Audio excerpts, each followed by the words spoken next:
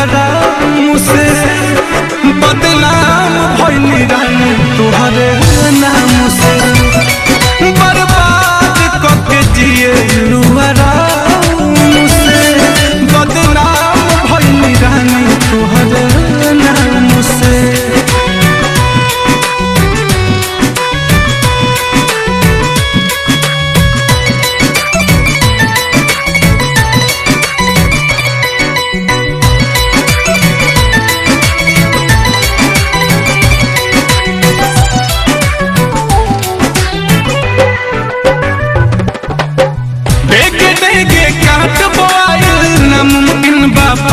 अपने खास देखल ना चाहे प्यार के दुश्मन लोग भाई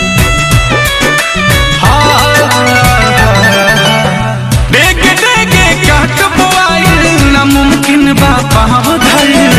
अपने खास देखल ना चाहे प्यार के दुश्मन लोग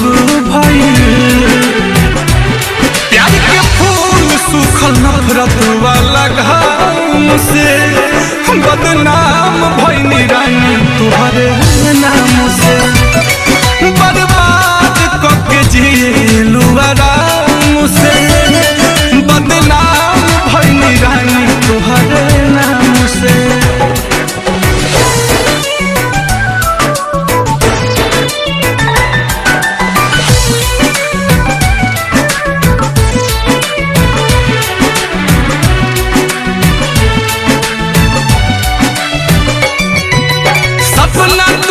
शीशा जैसे दिल चकना चूर भइल नीलकमल अखिलेश कलेश में मुएला मजबूर भइल